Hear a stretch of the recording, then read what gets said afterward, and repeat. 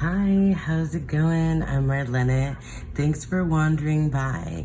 So, I'm back with another October DeckFest video, and basically, I'm going to be showing you some decks you've already seen, but I brought out some other decks because we're going to be doing, I'm not sure what to call this one. It's like my October Halloween spooky season, or this time of year, like staples, like my tried and true decks versus the decks that are like shiny and new or unused by me. Like I've meant to use them. They're new to me.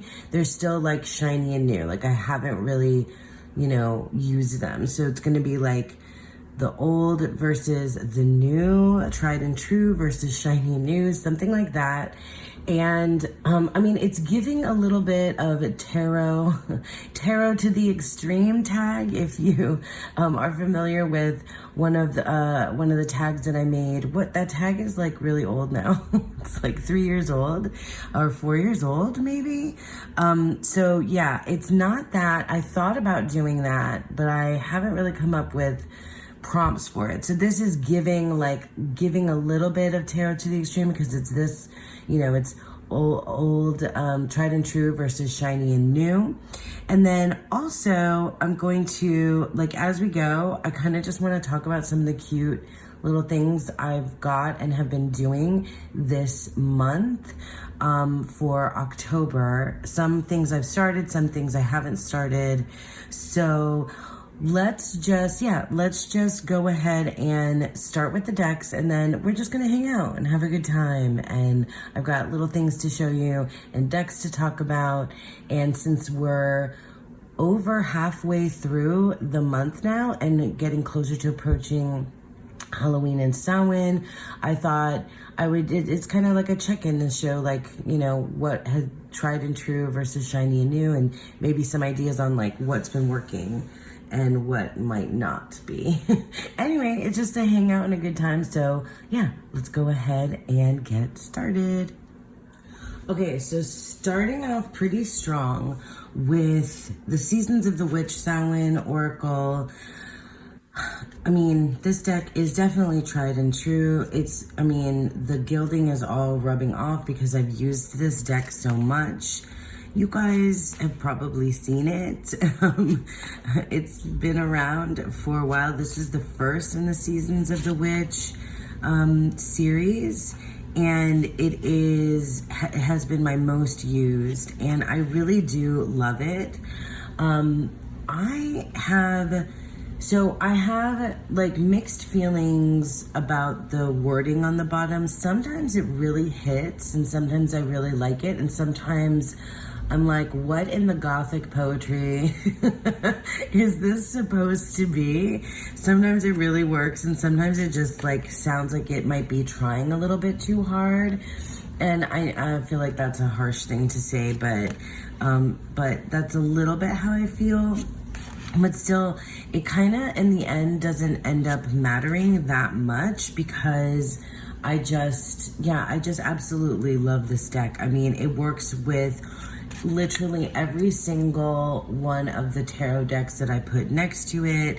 It works on its own. I've been using it as a weekly card, and that seems to work really well. But I also use it and do the spreads within it as well in the guidebook. That I really love the spreads in the guidebook, not necessarily the guidebook entries as much, but I've said this before. So yeah, the Seasons of the Witch, Samhain, Oracle. I didn't realize I left my busted up lighter. It's an abalone shell, but it's all busted up here. Anyway, that's neither here nor there. I do have some other stuff out here that I did want to show you. But anyway, let's stick to the decks and then I'll talk about the other things. This is another Oracle. So I thought I would put it up against another Oracle that feels like it has a same kind of vibe, this red, black and white and creamy colored witchy, definitely witchy vibe. This is the Magical Botanical Oracle. I no longer have the box. I have the big book, which is written by, I can't remember, I'll put the name up on the screen. And that's like a really good, or really well-known author in like the witchy kind of community. So anyway, let's look at cards. So this deck, yeah, I mean, I haven't used it that much, maybe like once or twice, I want to say. It's probably featured in a video of mine from maybe last year. I think I used it in like a deck family, but it gives you the, the name of the plant or tree or herb or whatever it may be, and then it doesn't have like any keywords, which I kind of like sometimes. I kind of like, going into the guidebook. And I do have some associations with some flowers, like ivy. Of course, like a symbolism of ivy, because I just think in like terms of like film and literature, like I think in like symbolic literature, maybe sometimes mythology, as well.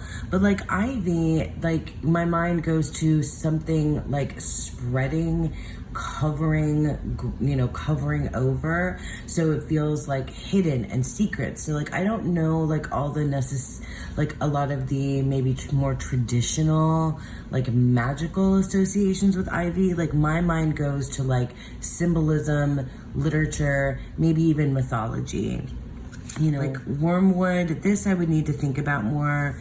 I do love like this style of art. It feels very like, grimoire, like I'm flipping through the pages of a really old, text, right? A really old book. Calla lily. Anyway, so, let's go back to calla lily because I feel like that would look good. So, I mean, these probably look really pretty together. Let's just flip side by side and see how we feel about these two decks. And like, am I doing something where I'm like gonna see like which one is, am I like picking a winner? I don't know if I'm picking a winner. I'm just sort of like saying, hey, look at these. I don't know if that's what I'm doing.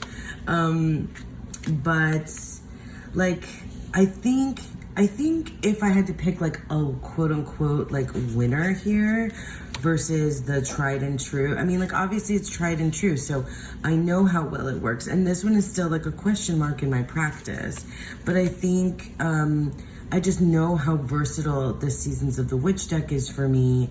I'm not sure how versatile this Magical Botanical Oracle will be, but I really enjoy them both. I mean, can I say that when I haven't really used this one that much? I think they look cool together. I don't think that I don't want to use this, but I think I could probably use the Magical Botanical like outside of the the spooky season, but it does definitely go like Mandrake. Yeah, I have associations with Mandrake. That's cool that Mandrake and Nature Spirits came up next to each other. Bat, Wolfsbane. I did work with this card specifically last year, but I honestly can't remember too much about that, which is interesting. That's very interesting. But I do think that I, will want to use this deck more, will want to read that guidebook more. I just think that if I had, obviously, like I'm putting them against each other, and it's kind of an unfair comparison here because I already know how much I love this. But yeah, so that's the Seasons of the Witch, Samhain Oracle, and the Magical Botanical Oracle. Okay, so in between, I just want to do like show and tell. In between these decks, I'm going to do a little show and tell. This is a Jinhao 10 fountain pen, and I got it. Have I shown this off recently? I have a few of these already, but this one felt like so perfect. It's the red red agate or maroon agate colorway. Anyway, Jinhao 10, these are dupes of the Pilot Vanishing Point, which is way outside of my price range, you know, maybe one day. But it is so cool. And I got this for, for this time of year. So it really fits the vibe. And I've inked it up with, I guess I can show you, do you want to see my currently inked? If you want to see like more in-depth stuff with fountain pens, I will, but I'll just show you a quick but messy page of my currently inked. I messed up on this side and had to start over. So down here, it's the Jinhao, the Jinhao 10, no, where is it? The Jinhao 10 red agate. It has, see, I did like lots of browns and reds for this time of year. Am I gonna catch my thing on fire? No. Okay, so can you see it? So yeah, so the Jinhao 10 red agate has the diamine poppy red. Okay, let's do some more decks. Okay, so here we have the Poe Tarot and the Gothic Tarot. And I've shown both of these already in one of my October DeckFest videos earlier in the month, but I've been working with these. So some of the decks that I featured this month, like, you know, I want to get out and use and feature all the decks. But I've only been working with, you know, as many as I can. But I can only work with a few, right? And so I've been very much drawn to the Poe Tarot. I'll probably talk more about, you know, my practice with it at the end of the month. But the Poe Tarot, oh, it's so awesome. This one is so good. And it has these, you know, red gilded edges. And it has this like ridiculously kind of cute and quirky art style that I really love, but it also just reads so like Gothic horror and Poe. And I read a lot of Poe when I was younger, and then I wasn't like really into Poe except for like in maybe a bit of like a campy way as an adult. You know, like I thought that the episode of Gilmore Girls with the Poe Society, and if you know Gilmore Girls, you know exactly what I'm talking about, where two different guys were dressed up as Poe, and they each did an interpretation of the Raven, and it's just a freaking hilarious episode. And also there's, you know, I love The Simpsons Treehouse of Horror, and they have several, I want to say, episodes where they feature, you know, stories, Poe stories. I think obviously the Raven, where Bart is the Raven, and I think there's one that is the Telltale Heart. I think so. I'll see if I can find like a still image for you guys. But this deck, and I'll talk more about it at in my monthly wrap up. I've been definitely, you know, using this a lot this month, and I've really been enjoying it. I really enjoy the excerpts from Poe's poetry and stories, and I've been writing these in my journal or in my planner and journal, and just really getting some very good, very meaningful readings with it. It's been just working really well. Now, that's the tried and true, because I've used this Poe Tarot, maybe the last 3 Octobers, you know, so it's definitely been put through its paces, and it's something that's worked for me. Now the Gothic Tarot, I just got this year and hadn't used it until now. And this deck, I showed it, I might have even put these up next to each other in one of the, you know, deck families that I was, you know, trying the capsule collection thing that I was doing. And this is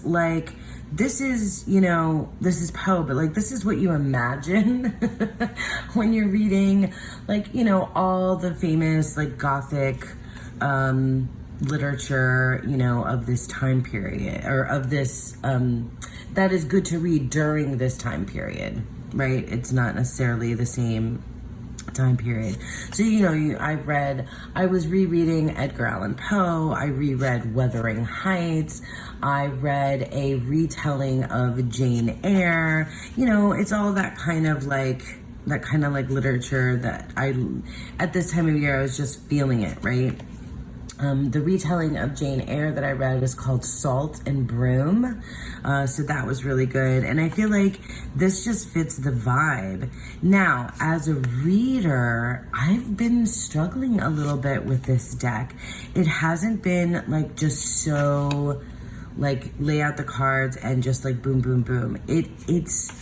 I'm not sure if I want to or should read it more like the way that I read pip decks, because it's not all pippy, right? I don't know. It's sort of been like the readings have sort of kind of fallen just a little bit flat for me so far. So yeah, I'm not sure why that's been happening, because when I look at this like objectively, or even subjectively, can I be objective? Probably not. I love the artwork, and it so fits, you know, the mood that I've been in with, like, again, what I've been reading and what I've been gravitating towards this, you know, this year, this October. I don't always, you know, gravitate towards like Gothic literature at this time of year, but for some reason this year, we've been into that. But look at this. Oh my gosh, I love this. I wish this were Death. This reminds me of Emily Dickinson, and yeah. Oh, speaking of which, I've been reading Emily Dickinson and using, I'll show you later, the Divining Poets Dickinson Oracle. But this reminds me of, did you guys watch Dickinson, it's an Emily Dickinson, it's like it's like a reimagining. It's almost like Bridgerton meets Emily Dickinson. It's like kind of like a modernized yet still in the time period, but like it's got, you know, what's that called? Anachronisms, when they do music that's outside of the time period and things like that. Show, and I think it ended. I think it only had like 3 seasons. I remember really, really enjoying the first season. Anyway, Death, you know, is a big theme, in Emily Dickinson's poetry. And so Death is, you know, driving a carriage in her works. And so that, you know, that made me think of that. I really do. I mean, yeah, I really love this Hermit. I feel like this Hermit, like, I got this card and it doesn't, I'm like confused. Like, what are you telling me to do? Like, go away, stay? I don't know. What do you guys think? I feel like this Hermit confuses me. But these two decks, like side by side, they look really amazing together, don't they? I just feel like I've gotten much more out of this deck so far. And I haven't really wanted to pick this one back up as much. I did like a few readings and it just wasn't hitting, you know? It wasn't working for me as well.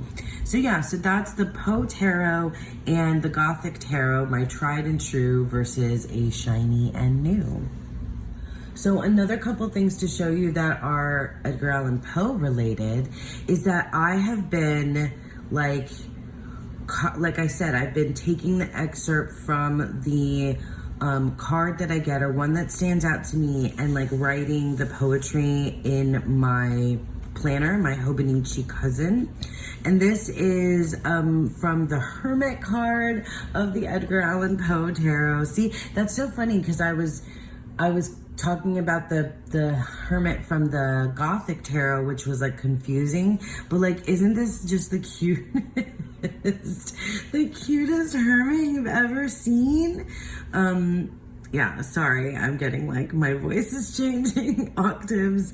But yeah, so I've been doing some cute stuff in the journal with, I was just like playing with inks, but I wrote the poem out up here. So yeah, there's another Poe thing to show you as well. Hold on. So I also got the Edgar Allan Poe puzzle. This is 1,000 pieces. Can you see that? Yeah, I normally like to do 500, but I'm going to start this one. I think I'm gonna start this one today. It's time. I wanna do it before the end of the month. But like, I love puzzles like this where it's like these blocks, you know, of different books or, you know, whatever stamps I've done and things like that. So this I got, I love this brand, Remarks. And I think I got this one, did I get this? I either got this from Amazon or Barnes & Noble, but I was specifically looking up this puzzle brand because they do lots of book covers as puzzles. And I just thought, yeah, it would be perfect. I'm going to probably put on some, you know, tarot tube or some like, you know, background music and start my puzzle, my Edgar Allan Poe puzzle today. Oh, little ASMR there for you. Okay, so back to decks, and here we have Tried and True, the Halloween Tarot in a tin. And over here we have Tarot of Haunted House. I always feel like it needs to, I mean, it needs an article, it needs to be Tarot of a or the Haunted House. But I always feel like it needs to be said like Tarot of Haunted House, like that. Sorry, I'm such a dork. Okay, so this is my Tried and True, and I just did a modification on it, which I totally stole the idea from Anna of Astral Lady Tarot, who has colored both sides of the deck black, and I used a Sharpie. Jury's still out on how well it turned out. Like, don't look too closely. But actually if I don't like look too closely, because the Sharpie wasn't the best, but like if you went over it, then it started like kind of like erasing the Sharpie anyway. And there's like fingerprints in it and stuff, but I kind of actually like that very, you know, DIY feel of decks, especially this one, because I've had this for so long. And this is my, you know, my traveling companion during the month of October every year for the last, what, 4 years, I want to say, 4 or 5 years. It still smells pretty strongly of the Sharpie right now. But in any case, I love this deck. I mean, my favorite thing to do with the Halloween Tarot is to play the game of Where's the Black Cat? And that's usually like representative of me in some way, or the situation that I'm asking about in some way. Also, this is the deck that I use to read for people, anybody else who wants a reading from me during the Halloween season.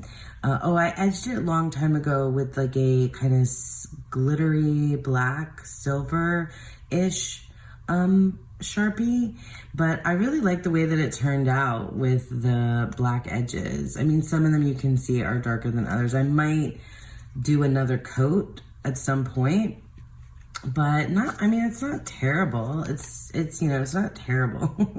But I just kind of like the way that it turned out. Now, shiny and new is Tarot of Haunted House. Tarot of Haunted House of the Haunted House is new to me. This is not a new deck. Like, this deck has been around for some time. And the coolest thing about this deck, is that it's written, the guidebook is written by Sasha Graham, and it's a story that features a main character who's like moving through this haunted house. Now, I did start working with this. Oh, and this deck is on my 25 decks to use in 2025, and so I can check it off of the list because I have been trying to use it.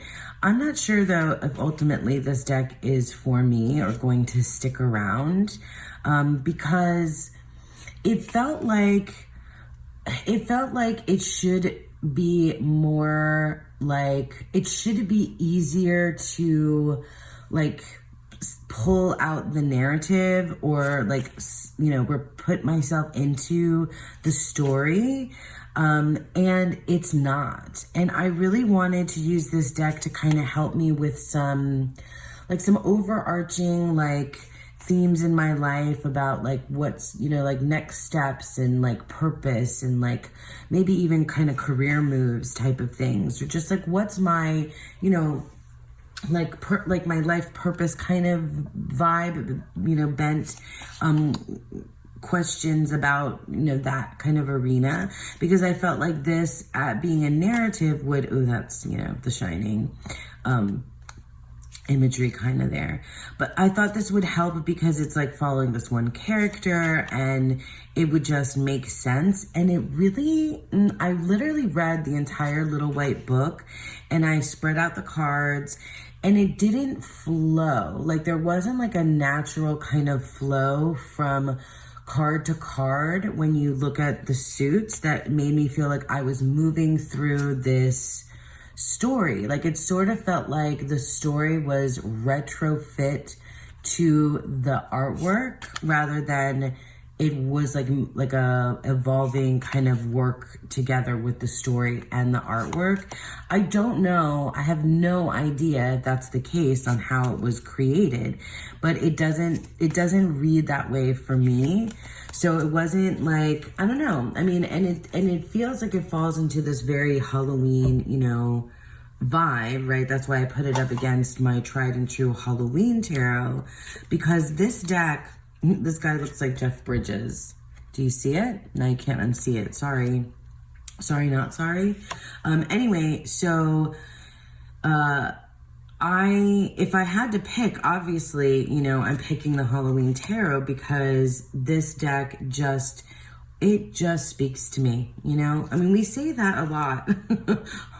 We say that a lot out here on TarotTube, like it just speaks to me, but it's, you know, it just does. Like this feels so nostalgic, but it also just makes sense. You know, it reads tarot to me, and this, like, it reads like a not even like a book, because it's more like it's fragmented to me, like from one card to the next. Like it describes the Lover's card and it's like, oh, she just happened upon this couple and it's about desire. And I'm like, well, okay. I do really like Sasha Graham's writing, because I was just talking about the Darkwood Tarot, and I think Sasha Graham is an Abigail Larson, or is it just Abigail Larson? Oh, I'm not sure. This is definitely not Abigail Larson artwork, but the Darkwood Tarot is Abigail Larson. I think there's a new Abigail Larson deck out there. Don't quote me. I'm really bad about knowing like what's up and coming. Like you guys know that you got to go to other channels if you're looking for that. Anyway, yeah, I don't know. I'm going to give this more of a chance because I have like a specific reading that I kind of want to do with this, you know, before the month is out. But this guy is just like every day. It's just sort of been, you know, my guy. So the Halloween Tarot in a Tin and Tarot of Haunted House. So I also wanted to show you guys this recent crystal acquisition. Now, I'm not like a big crystal person. I have some crystals like you do. And, you know, you usually see, this was a gift from a friend. And I have others like this, these palm stones. And I have another one that's a worry stone. That was a gift from a friend that I really love. And my main crystal that I always have, I mean, I have these little guys, but I have sea glass and seashells in there in my abalone shell. But the one that I always have out, and the thing that I'm always drawn to typically are, you know, crystal balls, are spheres. And this is made of selenite. And the stand, I have from my mother-in-law. It was inherited we inherited it from my mother-in-law. So that is always out here. But this, so I was out, or I was inspired to, because Julie, a Peekaboo Rose, just did a, 5 days, 5 VRs. And one of them was the crystal combos, which, is from Rumor Haven. She was responding to Rumor Haven, my other friend, And anyway, I love watching people's talk about their crystals and their crystal collections, but I've never really been drawn to get like really big pieces or anything like that. I have like little tumbled stones, you know, here and there and around, but I was feeling labradorite when Julie was showing some of hers, and I just happened to be out and I saw this, and it felt like there's also been this like feeling that I've had for this particular season. I mean, tied into all this stuff for like kind of like, you know, a feeling of protection isn't necessarily the right word, but like maybe a little you know, safety and protection, and like you know, just keeping things, I don't know what's the word, like maybe like more contained, or, you know, withheld, self-contained, maybe a little bit. And this felt like it needed to come be a part of the, you know, the show here, and be a part of my my reading space as well. So yeah, so this labradorite, I don't know if what you're getting on camera of the flash here, but it's so pretty. So yeah. Okay, so back to decks. We have Tried and True, the Raven's Prophecy Tarot, and brand new, because I just got this shiny and new, this is the Macob Tarot, which it comes in the coffin box, and it makes the, you know, the noise.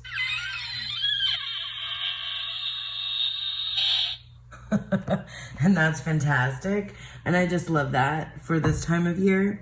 So Raven's Prophecy, I mean, it gets, you know, it gets the Halloween airtime because, I mean, it's orange and black, and it's ravens. But this is a deck that, it's so interesting because I could have put it up against the Tarot of Haunted House, because unlike that deck, this deck, it does, I mean, it is attached to a series of books, which I have not read, which I should read because I think it would enhance, you know, the way that I work with it. But you definitely don't need to read the Raven Cycle, I think is the name of the series, in order to work with this deck. But in any case, this is a tried and true. It's been around for a long time. I think this was in my original Tarot to the Extreme as my minimalist deck, I think. And anyway, what I was saying is that it has, I mean, it has ties to, you know, novels, but it is so narrative. Like, each of the suits tells a story. And I think that the swords and the coins, is probably the strongest out of those. The wands, not as strong in my opinion. I love the majors too, but and then all of the court cards of the four on their own, they have their own little like mini narrative within there. The cups, yeah, the cups too. The cups and the coins and the swords, but especially the swords and the coins. If you lay out all of the cards, you have such a rich story, and it's so minimal, you know, in the depiction, but it's still so good. And as a reader, like on its own, you know, without like just looking at it, you know, as a work of art, a tarot study kind of thing, just like using it, reading with it is so easy. It's just, I mean, it's just made for me. Like, I feel like, you know, when you're just in conversation with your decks, like, you just know each other so well, and it just, but even from the start, like our relationship just clicked immediately. So that's a tried and true. I wish I want to use this more, and I should, but I've been picking this up a lot this past week. Now, shiny and new, the Macob Tarot. I featured this on one of the videos where we were talking about our creepiest cards, and I brought my buddies on to talk about that. Now, this deck, like, I've been using it. I've used it a couple times, but I feel like this one, even though I bought it this year, is going to be more, like, I'm going to use it more maybe next year, because I've been leaning into like some of the other decks that I hadn't used in a while. It's so funny how that happens. But this deck is so cool. I really love the artwork, and it does read, I guess, kind of pippy to me. It also has renamed, you know, the suits. It's renamed the court cards, and I think some of the majors are renamed. So that sometimes gets me confused. But this one seems to be relatively easy to understand. Not all the suits. So cups is cups, but I think the other ones have. So like Medusa as the star, that is, I love that. I do really love that. I don't know, it's super minimal, so it kind of is good to put it next to this tarot. Oh, it has a bow. It's like rocking back and forth. It definitely has a bow in it. I mean, if I had to choose, like if you were, you know, made me choose between these two today, I would choose the Raven's Prophecy, because it is my tried and true. But I think, you know, the Macabre Tarot is going to probably get some more love and attention, like in the upcoming, like, year, next year maybe more, than this year. It's funny, because I just bought it with all the intention to use it, and then I just was like drawn to other things. So, you know, that happens sometimes. Oh, same card, Ten of Bones. No, because Ten of Bones, this isn't, Bones is wands in this deck. So, you know, that's like, I see this and I really see Ten of Swords. But it's Ten of Wands, which they do have their, you know, they do have things in common, Ten of Wands and Ten of Swords. I get Ten of Wands a lot. Oh yeah, this was the Spooky Chariot card, which was creepy. And yeah, it's just, I really do love the Raven's Prophecy Tarot. It's just so good. It's just so good. Oh, I do love this. So, something though that I might do, and I don't know if this means that maybe this isn't the right deck for me, but like, this is the ethereal, right? So it's the Empress, but this feels more like the High Priestess to me. God, I love this whole mermaid vibe going on here. I wonder if I would like cross this out and make this the High Priestess, and then I don't know what the Empress or what the High Priestess is, if that would work necessarily. But yeah, so like the courts have been renamed.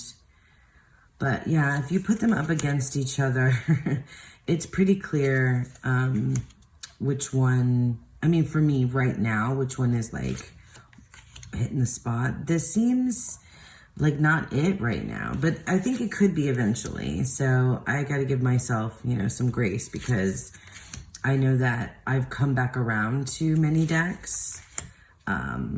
So yeah, so that's the Raven's Prophecy Tarot and the Macabre Tarot. Okay, a couple other cute things to show you that I just wanted to show you, because I just want to show and tell. So I have recently been trying to do watercolor, and I'm like not trying to do anything fancy or professional. I'm just like having fun with doing art stuff. And watercolor seems to be my medium of choice. So I got this very inexpensive, or very affordable for me, I should say, watercolor set on Amazon. So it comes with like the little, I haven't used this yet, but I've used these before when I've painted with fountain pen inks. And then the brush, I think I want to get like a set of watercolor brushes. So that's in the works. I've been doing some like research on that. And then just like a little extra fine tip, water-based marker, which I've used a little bit. And then you can, oh, I did my swatching, but it also gives you the, like the paint colors, names of them here as well. This does not match this, which like drives me like kind of cuckoo bananas. I wish this and this were the same. It doesn't, I don't know why, but it doesn't. And then here are all the colors. So like, yeah, I mean, I'm just learning. I don't really know what I'm doing in terms of like mixing and color theory and that kind of business, but I'm just having fun. And I'll show you, I guess I can show you some of the like little things that I have been painting already, if you want to see, because I want to share. And it's like nothing like, to write home about, but I'll show you. So first, my kiddo and I, this is actually my kiddo's painting. I don't know, I think I gave her my bookmark, and I don't want to bug her for it right now, but we picked up bookmarks at the library, and then we painted these with my watercolor, and she didn't finish this bookmark, but I've been using it. I love the blood splotches there. I've been using it you guys, I gave in to these Coco Wayo, these like easy, what do they call them? Big, bold and easy coloring books. And I do watch some coloring channels on YouTube. And these are just everywhere though, everywhere. And so the Coco Wayo especially, but I thought I would get myself a little spooky, cute and comfy coloring book. And I wanted to paint in it more than I wanted to actually use like, crayon or colored pencil. And so I've done a little bit in here so far, but not a lot. So I was doing some fun, like, shading on the test color page. And then I'll show you the one page that I have painted. Don't look at it too close up. But I had so much fun with this. See, there I did, I think I made this flower's eyes look really, really creepy and weird. But I was just having so much fun with the watercolors and this little book. I think I might, do a few more. But this was just like a really good time. I decided not to paint in the bathtub. We just left it white. But this was so much fun. Yeah, love this little, they're just so cute. This cute and spooky, cute and comfy. Oh, I don't know which one I'll do next. Frankenstein? Oh, maybe this one, because the little ghosty is coloring too. We'll see. But I think this could continue on even into November and December for me. Or I might also get a holiday themed one, like a Yule Christmassy themed one. Anyway, so one more set of decks to show you. Okay, so last two decks here are oracles. And okay, so I mean, a caveat to say that this is the Divining Poets Dickinson Oracle, and this is the Lantern Oracle. Here's the box. I'm sure you've seen this around because it's been around for a long time. I've actually had, it doesn't really fit, tried and true versus shiny and new, because this I've had, the Lantern Oracle, I've had longer than the Emily Dickinson Oracle. And this deck though, it still feels like new to me because I haven't used it a lot. I think I paired this deck with the Thoth Tarot, and for whatever reason, it seemed like it just worked with the Thoth, but I never used it with the Thoth again after I made that video. So true confessions, okay? Maybe once or twice, maybe, but I don't think maybe more than once. I really don't. So, because I don't know, for whatever reason, I just don't pick this up. And it feels like it's got this, you know, the vibe for this time of year, which is like this, like, you know, shadow work, working with, you know, bringing things to the surface kind of story. And it also has this like stages of womanhood, you know, maiden, mother, crone. There's another one that it adds in there, a fourth one. So I just have always struggled with connecting the key phrases and key words and concepts here with like what's happening in the artwork. So I've struggled with that. But, and I still am, because I brought this deck out, but I haven't used it. Did I use it once? Maybe once. But this, and the entire of the Divining Poets series is so simple. These are really affordable decks on Amazon, the Divining Poets, because it's literally, and this is from that famous Emily Dickinson photo that everybody knows, like, you know, that one, and then her hands. Anyway, it's just excerpts from Emily Dickinson's poetry. So there's like not that much to show you unless we like talk about, you know, the phrase. The table is not laid without till it is laid within. The only news I know is bulletins all day from immortality. The world will have its own to do, the dust will vex your fame. Anyway, it's just like, I've been pairing this with the Darkness of Light Tarot, which I could have brought out here as well. I did feature it in another video also. Anyway, so, but look at this. It's finer not to know. Oh, it's so good. It's just like, oh, that's so good. But also next to tarot and next to like painterly decks, for whatever reason, that's where these Divining Poets shine. But they also shine just like on their own. So like, I just have a hard time with something like this versus something like this. I don't know. I mean, I am a poet, so it just makes sense to me. The words just make sense to me, and the words next to tarot just like feel so right. You cannot even die, but nature and mankind must pause to pay you scrutiny. And then also going into, you know, the full length poem, which are usually not very long, because Emily Dickinson's poems were really, you know, were pretty short. That is best which is not, achieve it, you efface the sheen. So good. No lid has memory. Huh. I just really like it.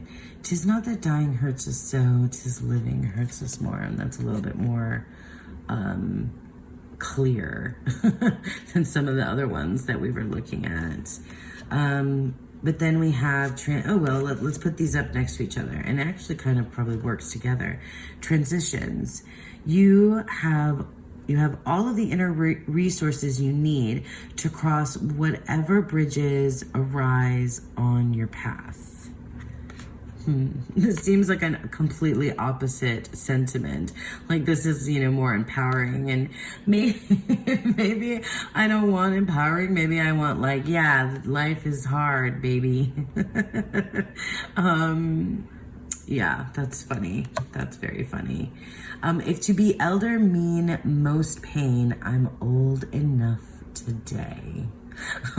This is like the Emily Dickinson version of like an adulting meme, like that millennial kind of adulting meme. That's so funny. Eternal gatekeeper, acknowledge, assert, and protect what is right for you. Interesting. Yeah, this is supposed to be more empowering. I think maybe I have trouble, or I'm having trouble with things like this, which are supposed to, I mean, and it's nothing against these type of decks. I just think that like really empowering, reaffirming decks sometimes like I'm not in a place to receive those messages maybe. And so it kind of like grates on my nerves, because I'm just like, I'm reading them ironically, or I'm getting like annoyed by it, and that's a me problem for sure. So maybe that's one of the reasons why, you know. Blame is just as dear as praise, and praise as near as blame. See, now, like, I would pull a tarot card next to this and sit with that for some time and look up the poem and then just, like, sit and think about it a lot, you know? And that's why, like, this is more, like, these Divining Poets series, which was gifted to me by a lovely friend. All 4 of them, they gifted, I think all of them were gifted to me. By the, anyway, that's neither here nor there. It's just that those are... they just absolutely work in the way that, like, for my brain and how I think about, you know, life and stuff. Life and stuff, you know, like that kind of deep stuff, life. Anyway, that's the Divining Poets, Dickinson and the Lantern Oracle. I keep wondering whether or not I'm going to continue to keep the Lantern Oracle or not. But I feel like maybe one day this type of message will be something that I'm looking for. We'll see. So yeah, we'll see. Okay, so that's it, folks. I also forgot to show you these little leaves that I had painted, and did probably kind of terribly as well. But yeah, that's it. So that's it for this kind of Halloween hangout, tried and true versus shiny and new, hashtag Oktoberfest, hashtag October DeckFest. It's not the beer festival, it's the Deck Festival. I hope that you all enjoyed that. I'd love to hear, like, how it's going with the decks that you are currently working with. Are you kind of gravitating towards certain things, and like pulled out things that you just like, meh, it's not the time. I thought it was the time, but it's not the time. Let me know down below. And yeah, thanks so much for hanging out with me. I hope that you all have a beautiful, wonderful, spooky season and a beautiful, wonderful day. Bye.